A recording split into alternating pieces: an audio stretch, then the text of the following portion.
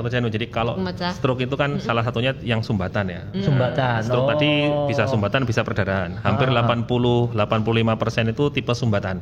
Nah, jadi stroke itu 80-85%-nya sumbatan, 15%-nya itu tipe perdarahan. Jadi di rumah sakit kita Dr. Muardi itu kita mengembangkan namanya sistem code stroke ya. Jadi tujuannya dari code stroke itu yaitu upaya respon cepat pada pasien yang kita curigai sebagai stroke iskemik agar segera mendapat terapi fibrinolitik atau pemecahan trombus sehingga nantinya hasil atau keluarannya pasien bisa lebih maksimal dan lebih efektif.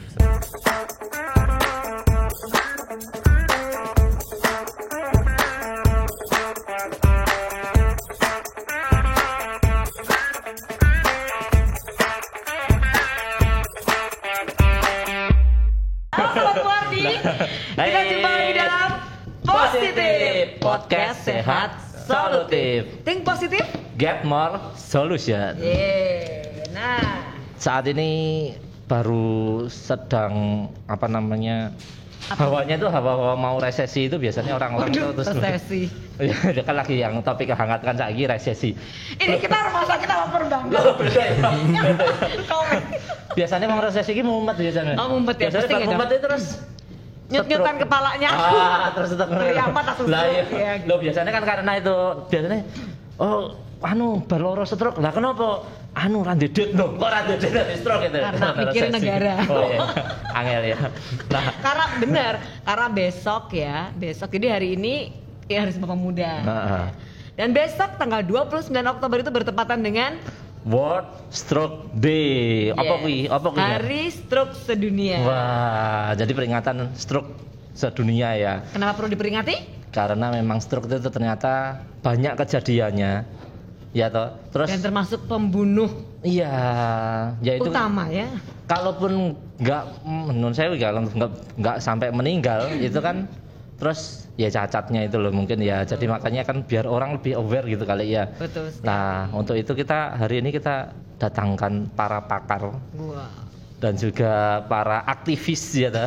Aktivis kan kudu aktivis ya toh. Aktivis stroke yang ada di Rumah Sakit Dr. Muardi. Yang pertama adalah Dr. Rifan Danuaji, spesialis saraf konsultan MKes. Tepuk tangan. Pak Dokter. Selamat datang. Juga ada satu lagi, ada Dr. Januaji Patria.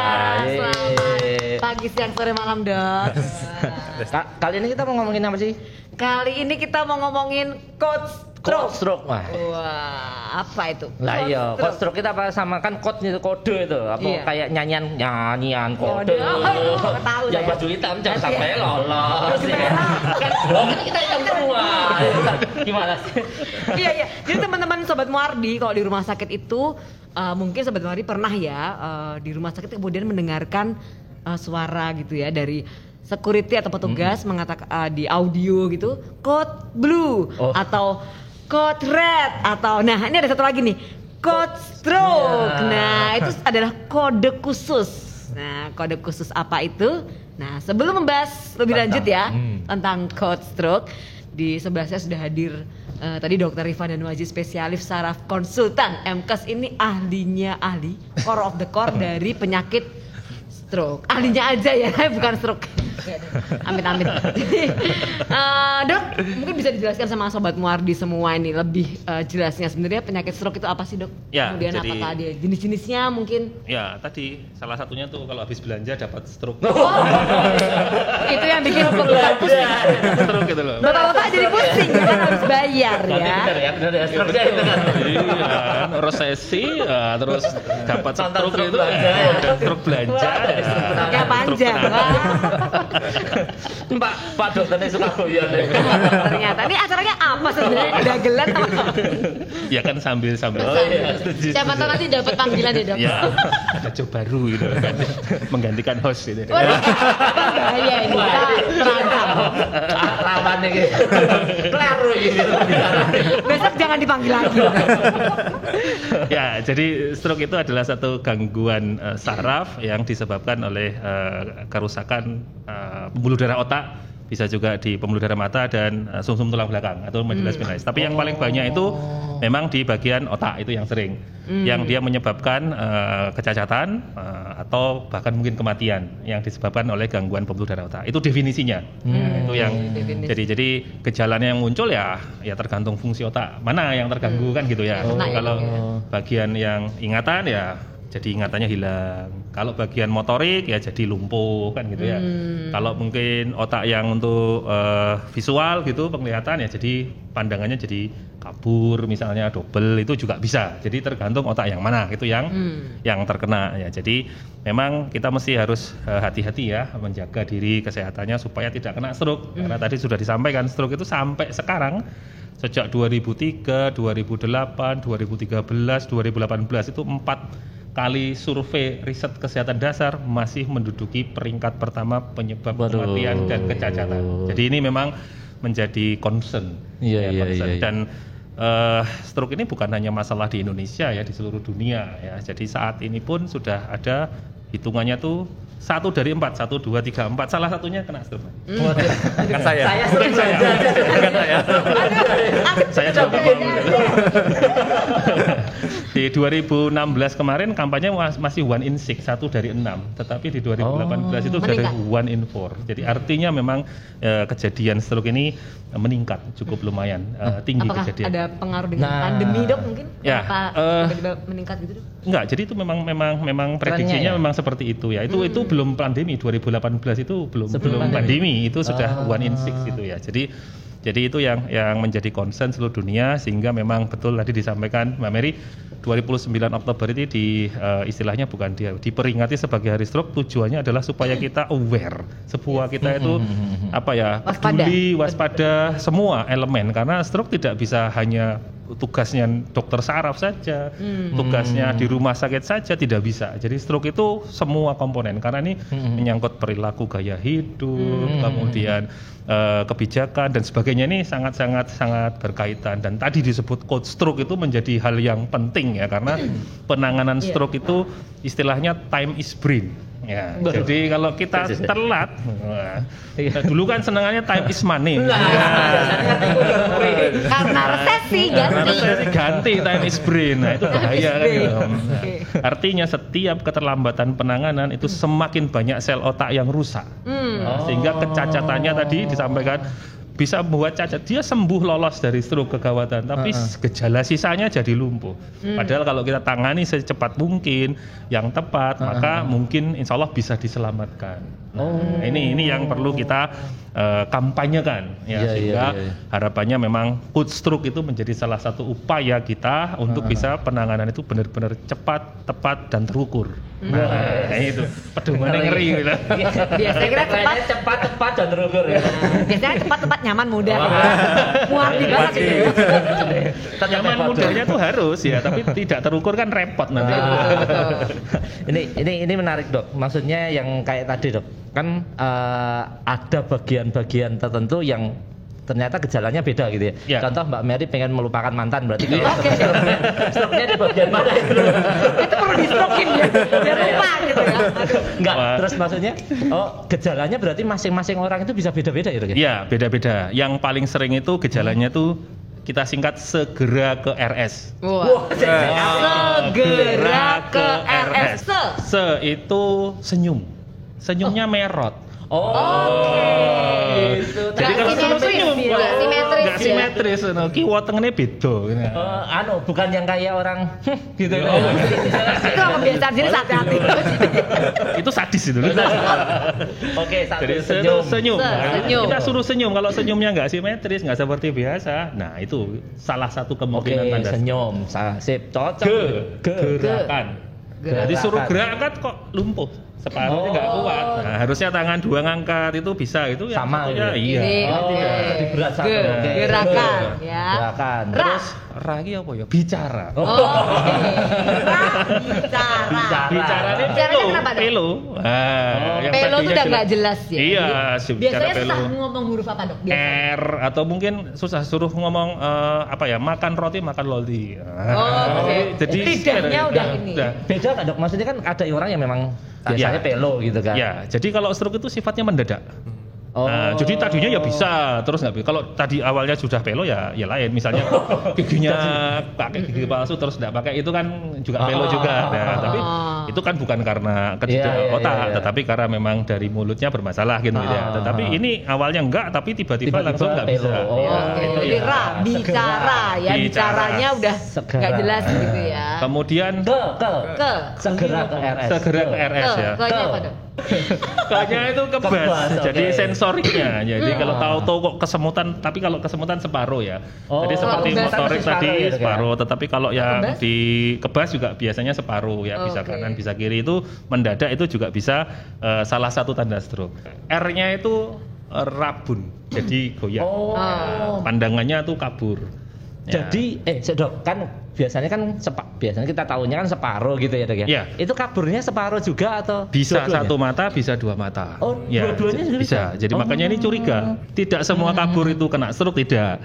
Tetapi kalau kita mendadak kok pandangannya double atau pandangannya kabur itu bisa jadi tanda stroke. Iya, itu yang harus diperhatikan sehingga segera mencari pertolongan nanti. Nah, dipastikan gitu. Rabun. S-nya itu sempoyongan. Jadi sempoyongan. Sempoyongan ini vertigo gitu ya. Kalau orang sering juga kehilangan keseimbangan. Yes, ya. Tadinya itu biasa, enggak apa-apa, tahu-tahu lo kok ngeliar. Nah, itu bisa jadi. Ya, tidak setiap ngeliar itu stroke, tetapi kalau ngeliar itu bisa juga disebabkan oleh stroke. Jadi ini memang harus hati-hati. Tapi kalau penglihatan tadi bisa satu mata, bisa dua mata ya. Gitu. Tapi sekali lagi itu mesti harus dikonfirmasi kepada tenaga kesehatan, dokter ya. Jadi makanya kalau teman-teman semua ada saudaranya, ada tetangganya atau keluarganya yang mengalami tadi segera ke RS, itu segera saja ke RS. Segera ke RS gitu. Itu biasanya perpaduan apa salah satu udah? Salah satu aja bisa. Salah satu bisa ya. Bisa. Nah, sehingga nanti setelah di rumah sakit nanti akan dievaluasi apakah ini benar stroke atau tidak. Kalau itu memang stroke dan memenuhi kriteria, pasti rumah sakit akan mengaktifkan yang disebut code stroke tadi. Tapi kalau bukan, ya tidak. Jadi bukan berarti semua yang kabur itu terus stroke, tidak. Tetapi begitu ada kabur mendadak, ya kita harus memastikan. Karena ini bisa jadi itu salah satu tanda dari stroke. Gitu. Soalnya kalau saya lihat stroke tadi itu bulanan ya. Itu yang pusing. Tiba-tiba kabur ya. Tenang aja, istrinya enggak kok. Biasanya istri akan papa di rumah. Papa Di rumah ya sih ya. Dok, kalau misalnya kita menjumpai seperti itu, kira-kira ada nggak sih pertolongan pertama yang bisa kita lakukan? Karena sering tuh di masyarakat atau di WhatsApp tuh sering kalau ada yang terkena gejala stroke, langsung ambil jarum, tusukkan di ujung-ujung jari, angkat tangan ke atas dan lain sebagainya. Nah, itu betul nggak sih, Dok? Itu hoax. Hoax. Itu mitos. Mitos. Ya, dan itu malah justru memperlama proses penanganannya. Jadi yang dilakukan apa? Begitu ada tanda, segera ke RS tadi loh, langsung ke rumah sakit. Untuk dipastikan. Setidaknya nanti di situ ada dokternya, kemudian memastikan apakah benar-benar ini stroke atau bukan. Para dokter sudah punya kompetensi untuk menegakkan stroke. Dokter umum, dokter itu semuanya bisa membedakan. Ke IGD ya, Dok? Ke IGD. Ya, silakan datang ke IGD 24 jam mestinya mampu untuk menegakkan bahwa itu stroke atau bukan. Jadi jangan misalnya malam-malam kok tiba-tiba tadi ya mengalami salah satu dari segera ke RS tadi. Jangan tunggu besok. Jangan tunggu besok pagi dokternya masih tutup. Jangan. Langsung ke IGD karena IGD semua rumah sakit 24 jam. Jadi tengah malam jam 1 pagi langsung ke RS. Nah, oleh karena itu saya mau tanya ini sekarang gantian ke Dokter Janu ya. Jadi ini salah satu dokter di IGD Rumah Sakit Dr. Muardi. Nah, aktivis stroke loh juga. Aktivis stroke. Biasa ini ya. Di hari ini dipenuhi dengan stroke-nya. Oke. Bayar harus. Ini saya pusing nih. Oke, Dokter Janu. Kok tadi kita bicara bahwa pasien yang mengalami gejala tadi ya, kurang lebih kita menduga stroke dibawa ke IGD. Nah, itu di Rumah Sakit Muardi itu kan tadi kita sempat cerita-cerita ada namanya code stroke. Nah, itu bisa dijelasin, Dok, ke Sobat Muardi apa sih code stroke itu? Oke, jadi di Rumah Sakit kita Dr. Muardi itu kita mengembangkan namanya sistem code stroke ya. Jadi tujuannya dari code stroke itu yaitu upaya respon cepat pada pasien yang kita curigai sebagai stroke iskemik agar segera mendapat terapi fibrinolitik atau pemecahan trombus sehingga nantinya hasil atau keluarannya pasien bisa lebih maksimal dan lebih efektif seperti itu. Itu apa sih dok bedanya antara, kan di Muardi itu ada code stroke tuh, bedanya sama kalau kan mungkin di rumah sakit lain apa sudah ada code stroke juga dok? Ya, ada beberapa yang sudah melakukan code stroke, tapi memang belum semua. Kedepannya memang dari kebijakan kementerian memang harusnya mengembangkan sistem code stroke yang sama. Kalau di Solo Raya, yang saya tahu ada code stroke ya di Muardi. Baru Muardi aja kan. Nah, maksudnya kan ini kan bedanya. Bedanya apa sih dok? Maksudnya di Muardi kan ada code stroke sama yang nggak code stroke itu bedanya apa pelayanan dok? Kalau dengan code stroke itu pasti pelayanan kita lebih cepat. Jadi dengan ada yang code stroke pasti dari bagian yang masuk dalam tim diagnosis dan penanganan bisa lebih cepat dalam melakukan tindakan. Contoh seumpama kalau sudah dikumandangkan code stroke tuh di seluruh rumah sakit, pasti dari dikumandangkan. Oh iya. Tadi yang waktu di audio tadi. Ya, semua rumah sakit tahu. Jadi ada suara code stroke, code seperti stroke. itu. Code stroke di IGD ya, biasa seperti itu.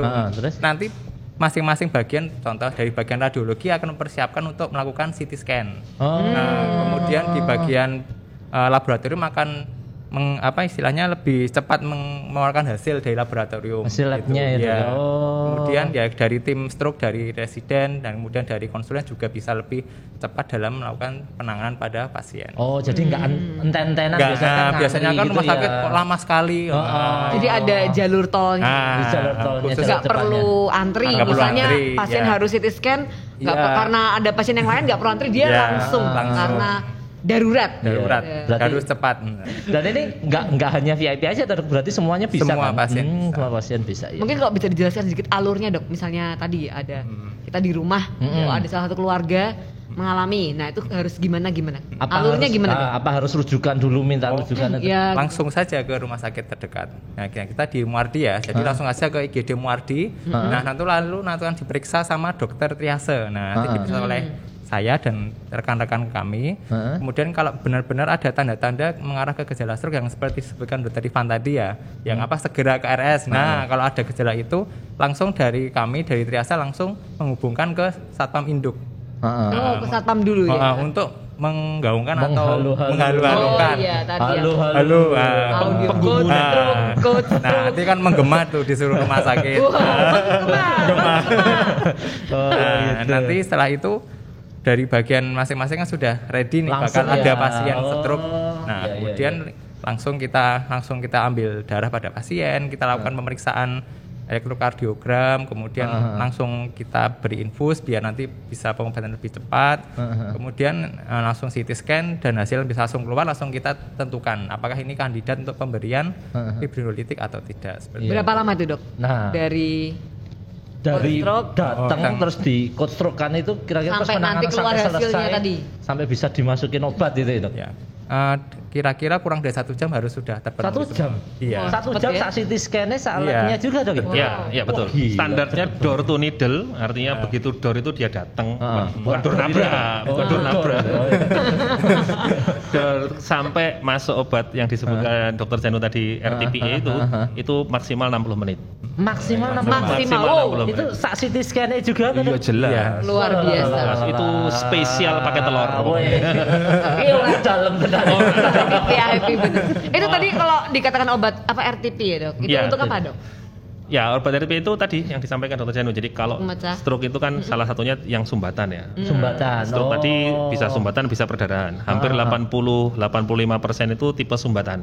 Nah, jadi stroke itu 80-85%-nya sumbatan, 15%-nya itu tipe perdarahan. Kalau perdarahan nanti kita penanganannya beda, tidak dengan RTPA tadi. Nanti ada tim untuk perdarahan itu bisa. Termasuk kalau dibutuhkan operasi ya dengan teman-teman neurosurgeon dasar. Itu semuanya timnya sudah ada sendiri. Nah, kalau yang sumbatan yang hampir 80-85% ini obat utamanya ini obat stroke yang benar itu sebenarnya itu yang sumbatan itu adalah RTPA itu. Hanya RTPA itu kan punya waktu golden period maksimal 4,5 jam. dari sejak serangan.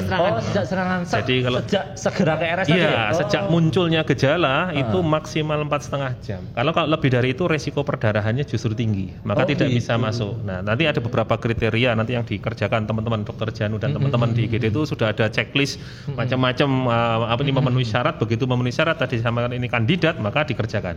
Tapi begitu tidak memenuhi syarat ya kita mundur. Kenapa? Karena itu bisa beresiko. Ada tahapan berikutnya, apakah nanti dengan mechanical thrombectomy ataukah mungkin dengan teknik-teknik yang lain itu nanti. Tetapi yang utama yang kita kejar dalam kurang 4,5 jam ini harus bisa melakukan penjebolan sumbatan tadi.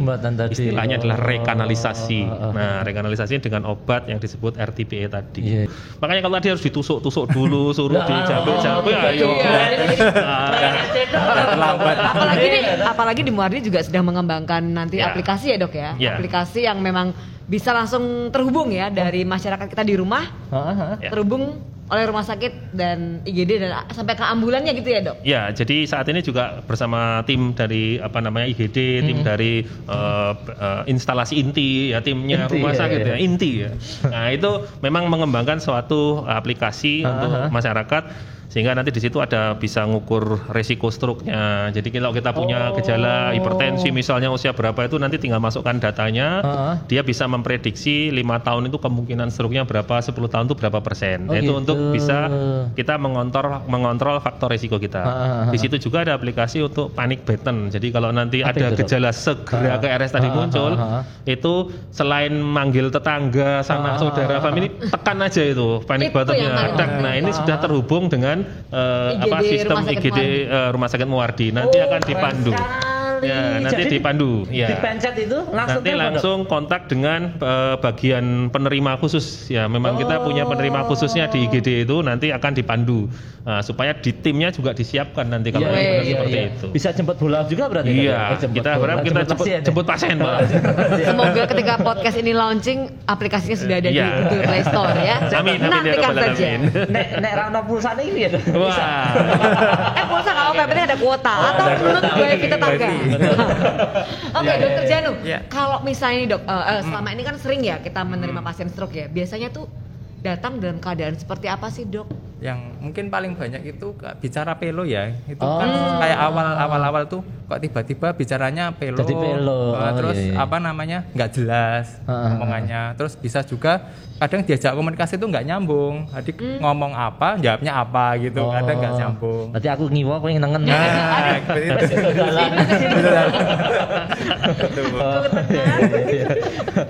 Jadi biasanya malah yang gitu ya? Iya, awal-awal kadang itu. Kemudian juga ada mungkin lemah separuh badan kanan lemah atau kiri atau biasanya itu tiba-tiba kok jalan sempoyongan jatuh sendiri. Oh memang ada ya berarti yang jalan sempoyongan tadi benar-benar segera ke RS. Segera ke RS tadi ya. Itu rata-rata kalau datang masih di golden period atau kebanyakan sudah lebih?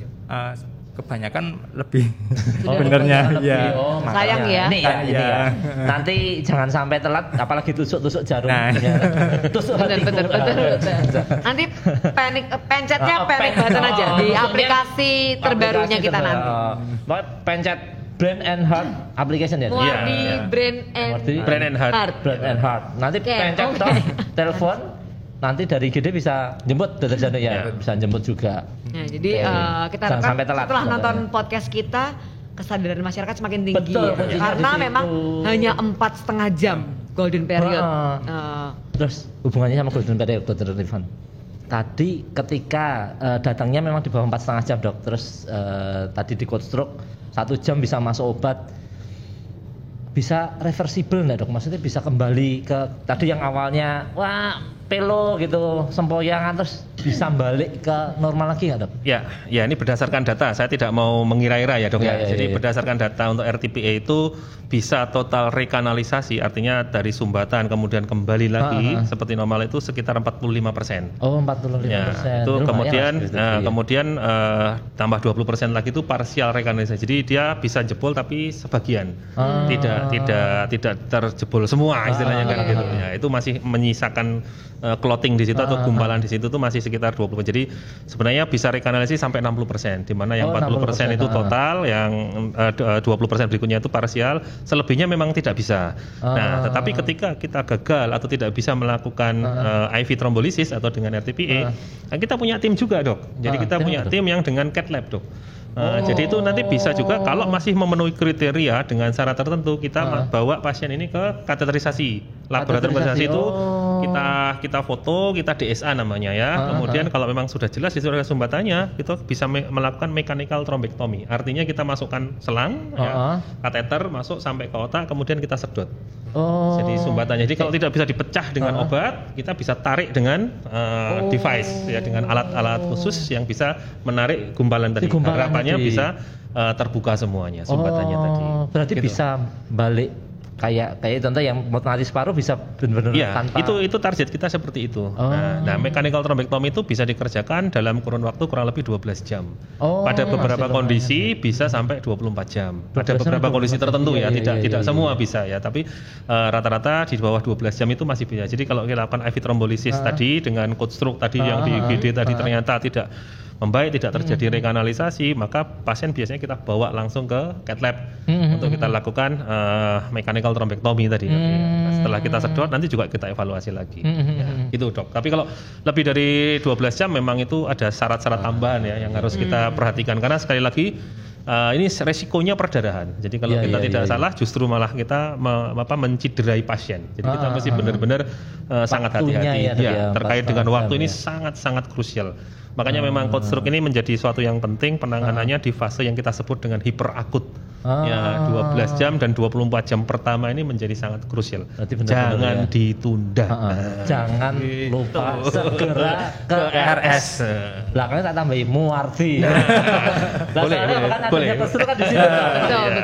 Berarti kalau misalnya terlambat, terlalu lama ya memang jadi resikonya sekuelnya biasanya masih ada. Nah, memang sih sekarang kita juga mengembangkan juga karena faktanya memang yang berhasil ditrombolisis pun tidak banyak. Kenapa? Karena ya waktu tadi rata-ratanya kan sekitar 20% ya. Jadi dari 100 pasien tuh yang sesuai dengan kriteria yang bisa kita kerjakan paling sekitar 20-25%. Jadi telat ya kebanyakan sih karena tadi ya rata-rata lebih dari golden periodnya ini itu rata-rata seperti itu ya. Kalau cepat mungkin juga lebih banyak yang bisa kita bantu yang kita kerjakan. Nah, kalau memang sudah melewati fase itu, maka yang kita lakukan adalah restoratif. Ya, kita juga punya unit untuk melakukan rehabilitasi restorasi. Jadi kerjasama juga dengan teman-teman di KFR, tapi kita merestorasi, melakukan pengembalian fungsi yang semaksimal mungkin. Tentu tidak sama ya seperti kalau yang masih utuh, tetapi pelan-pelan nanti kita akan melakukan latihan. Tapi setelah kondisinya stabil. Jadi fasenya itu tadi hiperakut itu sampai 24 jam pertama. Setelah itu biasanya fase akut yang kita sampai dirawat antara 5 hari 6 hari. Ya. Setelah itu baru fase kronis untuk rehabilitasi. Nah, ini perawatannya di stroke unit, kemudian kita awasi, kita pantau stabilisasi semuanya. Kalau sudah aman kita bisa lakukan dengan rawat jalan, dan di situ nanti kita bimbing terus. Biasanya waktu rehabilitasi yang paling optimal memang kurang dari 6 bulan, Dok. Ya, untuk bisa mengembalikan fungsinya. Tetapi kalau trombolisisnya itu bisa berhasil bagus, maka biasanya pemulihannya itu cepat sekali, hampir mendekati normal. Oh iya. Iya. Kalau yang benar total rekanalisasi tadi itu hampir bisa mendekati normal. Itu berarti kalau tadi ya kembali ke di awal golden period itu udah ditangani ya, Dok. Sudah ditangani, kemudian memang bisa sumbatannya bisa dikeluarkan atau dihancurkan gitu ya. Ya biasanya soalnya kan orang-orang stroke itu takutnya, wah aku wedi kena stroke karena cacatnya ini ya, Dok ya. Betul. Dan ternyata bisa 100% ya, bisa mendekati lah 99,9 saya nggak tahu. Tapi ada syaratnya tadi ya. Syaratnya harus cepat segera ke RS tadi ya. Ke RS. Jadi itulah kenapa saya bilang bahwa stroke itu bisa diobati, stroke bisa dicegah. Itu yang penting pencegahan. Nanti kita mungkin bicara di terakhir ya pencegahan. Kalau ini, Dok, stroke biasanya itu kan tadi yang ditakutkan kecacatan, kemudian ada nggak sih komplikasinya, Dok, misalnya terlambat nih? Ya, jadi kalau terlambat pasti ya setiap sel otak itu butuh oksigen sama darah. Itu kalau dalam 6 menit tidak didapat oksigen atau darah, dia akan mati, Pak. Sel otak 6 menit saja gitu loh. Itu pasti selnya akan mulai pingsan kemudian mati. Ya, ini sehingga kita memang berurusan dengan waktu. Makanya di awal tadi saya sebut time is brain. Jadi begitu kita bisa mengembalikan sirkulasinya aman, maka sel otak ini pingsannya nanti bisa bangun lagi. Tapi yang sudah kadung mati ya sudah, kita tidak bisa ngapa-ngapain kan gitu ya. Nah, ini yang sedang kita kembangkan untuk regenerasi itu mengembalikan fungsi otak dengan berbagai domainnya tadi ya. Ada latihan, ada exercise, tergantung nanti domain otak mana yang terkena tadi. Iya. Itu. Makanya pesennya nanti kalau ada tanda-tanda ya segera ke RS tadi ya. Iya. Sponsen mau kemana langsung ke Muardi aja biar cold stroke ya. Soalnya 6 menit loh, 6 menit matinya permanen berarti dok gitu. Ya kalau sudah mati permanen. Misalnya kalau setelah rehabilitasi? Ya nanti begini. Jadi saya mengumpamakan gini, misalnya itu satu sel otak itu satu baterai, dia ada kabel, kemudian menyalakan satu lampu. Kita punya 10 lampu, punya 10 baterai. Nah stroke itu 2 baterai ini rusak, mati. Ini 8 baterai yang sisa, kan 2 bolamnya mati. Nah kita rehabilitasi itu menggandengkan lagi ke baterai yang ada, sehingga bolamnya bisa nyala. Tetapi kalau tadi itu satu baterai satu lampu nyalanya terang, nah ini satu baterai untuk 2 lampu kan ya mestinya cahayanya tidak seterang yang kalau, tapi masih bisa nyala sih. Itu saya membuat perumpamaan begitu itu. Hitung-hitungan pokoknya. Belum sidik. Yang penting karena memang tadi ya. Ya karena selnya sudah mati. Iya. 6 menit. Aduh. 6 menit. Itu benar-benar kalau memang terlambat. Udah nggak usah bingung-bingung rumah sakit mana Muardi. Jadi jangan tunggu sampai lemes, nggak bisa ngapa-ngapain gitu ya dok ya. Tapi sobat, aku usaha sih. Jadi begitu curiga langsung saja ke IGD. Segera ke RS. Iya. Muardi. Saya baru Saya dibuka senyum gitu. Kalau dibuka sih aku lagi. Ya karena itu ya. Jadi kalau ada gejala stroke memang bisa masuk gawat darurat ya dok ya. Iya, gawat darurat. Jadi untuk mungkin pasien BPJS dok, ini kan sebagian besar ya kita hampir semua lah pasti sudah tergabung dalam BPJS. Jadi jangan ke vaskes. Mungkin ke ini dulu ya. Jadi dokter keluarga misalnya. Kalau itu bisa langsung. Nggih. Ya, jadi ini masuk kategori emergency. Termasuk emergency. Jadi ini di cover di IGD. Artinya tidak perlu rujuk berjenjang.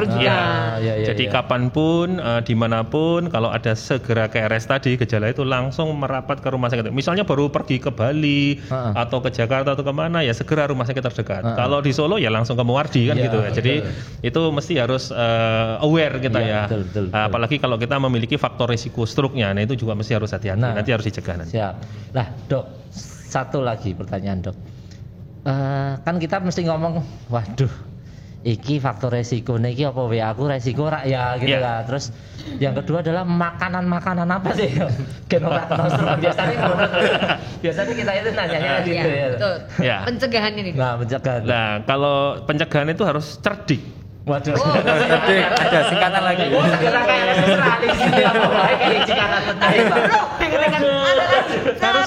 Harus cerdik. C. Cek kesehatan berkala. Cek kesehatan berkala. Catat ya. Ini apa ya? E-nya itu adalah enyahkan rokok atau alkohol. Vape gimana vape dok? Ini lagi tren nih dok. Sama. Vape sama aja. Jadi ada yang bilang lebih baik itu dok, yang pakai bara katanya. Sama aja. Jadi ada bedanya ya. Pokoknya isep-isep berasap gitu, enyahkan. Enyahkan. R-nya adalah rajin untuk berolahraga. Olahraganya apa dok? Nah, olahraga itu yang bagus tuh exercise itu 150 menit per minggu kalau olahraga ringan. Itu terbagi. Jadi per hari 30 menit. Itu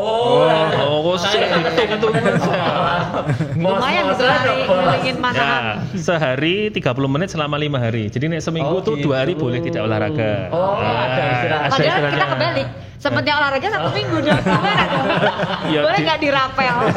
Nah, boleh nggak dok? Nah, itu kalau misalnya itu yang ringan tadi ya jalan. Nah, kalau yang olahraganya itu lari misalnya yang agak berat itu cuma 75 menit. 75 menit. Jadi monggo kalau misalnya bisa disuto. Tapi sebenarnya yang penting istiqomah rajinnya itu ya. Teraturnya itu yang penting ya. Kalau sekali olahraga 3 jam nanti sebulan nggak olahraga ya podo wae kan gitu. Langsung kayak olahraga berenang pulau Kalimantan ke Jawa gitu ya. Ya, itu mesti dijaga. Jadi 150 menit atau 75 menit kalau olahraganya itu yang berat ya. Contohnya berat tuh lari tadi. Lari, kemudian sepeda yang speed ya, bukan yang santai. Solo Jogja gitu. Kalau yang speed, yang kencang itu kan ada ya. Tapi Motoran. kalau motoran itu sauna. Kemudian tadi cerdik D-nya itu adalah makan diet. Dietnya harus seimbang. Gimana? Nah, dietnya itu ya 4 sehat 5 sempurna sebenarnya konsepnya, tetapi juga tadi kalau dia punya hipertensi misalnya mestinya harus mengurangi yang garam ya.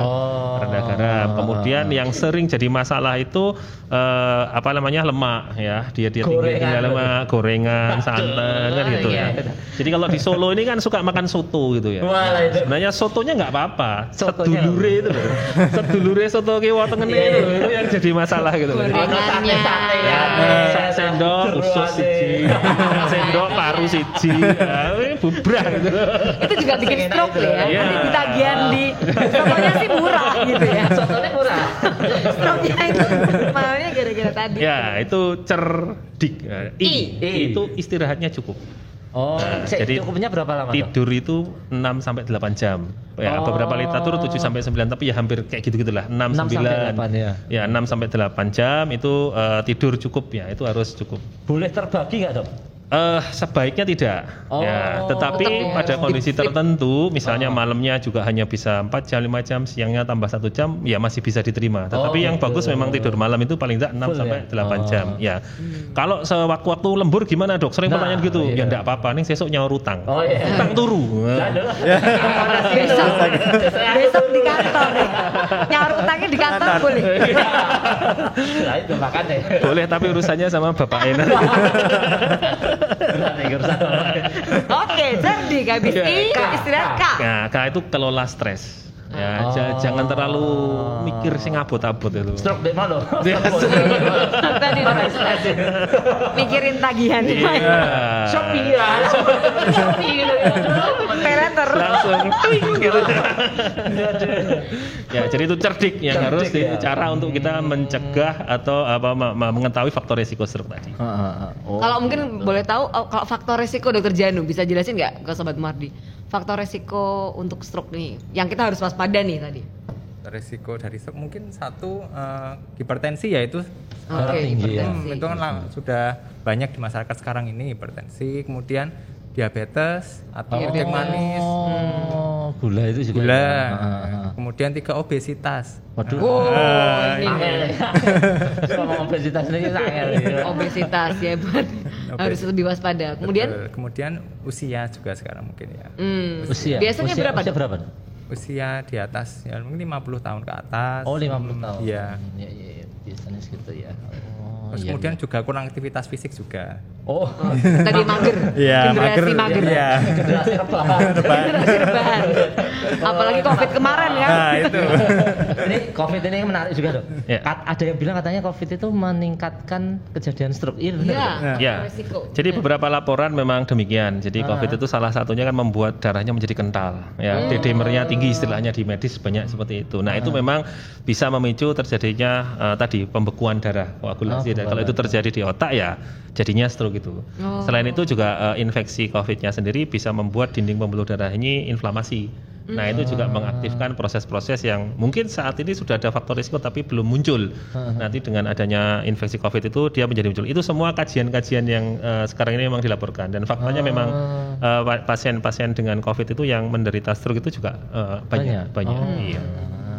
Kalau keturunan ada nggak misalnya orang tua stroke, kakek stroke. Nah, ini kira-kira ini nggak sih, Dok, kita perlu aware nggak sih? Ya.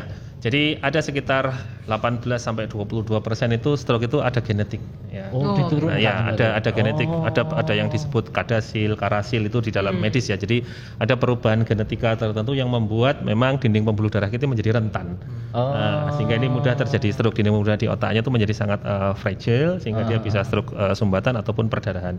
Jadi memang ada sedikit faktor tapi itu memang analisanya dari genetik. Jadi kalau bapaknya stroke, anaknya stroke belum tentu itu suatu keturunan ya. Tetapi kalau memang tadi ya 3 garis itu ada gitu ya dari kakek kakeknya ada, kemudian langsung ada itu, maka kita juga memang curiga karena memang ada sebagian yang memang ada perubahan genetiknya. Ya. Gitu. Iya. Baik, buat Dr. Janu dok, apa pesan-pesan, bukan pesan-pesan terakhir ya? Takut. Apa pesan-pesan buat teman-teman sobat Muardi ini tentang cold stroke gitu ya? Biar nggak mencegah. Jadi untuk sobat-sobat Muardi, kalau mungkin ada keluarga, rekan, saudara, tetangga sebelah, atau yang tiba-tiba ada gejala stroke yang disebutkan Dokter Ivan tadi yang segera ke RS, itu langsung segera ke RS saja. Jadi tanpa memperpanjang waktu, langsung saja kalau udah ketemu gejala-gejala tersebut langsung ke rumah sakit, kalau di Suraya ke Muardi. Nah, di sana di Muardi ini kita kan juga mengembangkan kode stroke, jadi untuk penanganan stroke iskemik bisa lebih cepat dan lebih maksimal. Seperti itu. Jadi tidak usah menunggu waktu lama, langsung bawa pakai mobil, langsung aja, nggak usah nunggu tetangga atau nunggu saudara yang lain, nggak usah. Langsung aja. Biasanya kan nunggu rombongan dulu, rombongan dulu. Kayak mau piknik ya. Biasanya seperti itu. Oke, dari Dokter Ivan mungkin ada pesan-pesan buat sobat Muardi? Ya, betul sekali ya. Jadi kalau yang penting pertama itu kita harus bisa mencegah stroke. Ya, itu penting ya. Pencegahan itu penting karena sehebat apapun treatment kita ya, yang penting pencegahan jangan sampai terkena stroke. Ya, kita harus menurunkan itu tadi dengan cara cerdik tadi harus tahu. Kemudian betul ya disampaikan Dokter Janu bahwa kalau seandainya nih dengan terpaksa qadarullah kita terkena stroke atau saudara kita kena stroke, ya segera langsung ke rumah sakit supaya bisa mendapatkan pertolongan maksimal. Ya, dan ditangani dengan sesuai dengan guideline yang ada. Ya, itu sudah berlaku semua di seluruh dunia juga penanganannya demikian. Ya, tidak hanya karena di Solo begitu, tidak, tetapi itu memang sudah menjadi guideline di seluruh dunia bahwa IV thrombolysis atau yang memecahkan sumbatan tadi itu menjadi gold standar sebagai terapi utama untuk stroke itu. Jadi kalau seandainya ada yang terkena stroke, segera ke RS, itu penting sekali. Segera ke RS dan cegah dengan cerdik. Cegah dengan cerdik. Apa ya? Saya sobat-sobat Muardi ini cerdik-cerdik semua ya. Setelah nonton ini benar-benar ini ya, mendapatkan informasi dan wawasan yang baru, sehingga angka kejadian stroke, kejadian stroke bisa diturunkan ya dok ya. Dan kecatatannya juga bisa minimalisir. Wah, itu ya, menarik sekali ini ya. Menarik sekali ya. Agak berat tapi dibawakan oleh narasumber kita dengan sangat riang gembira. Senang lapangan ini seru. Ini acara anak-anak. Oke, kita berjumpa lagi dalam podcast kita selanjutnya yang jelas akan membahas hal-hal yang menarik gitu ya, menarik yang mungkin belum dibahas di tempat-tempat lain gitu ya. Akan kita bahas di sini bersama para pakar yang pastinya berkompeten dan terpercaya. Tetap di Positif. Podcast sehat solutif. Think positif, get more solution. Matur suwun Dokter Ivan. Terima kasih. Terima kasih Dokter Ivan, Dokter Janu.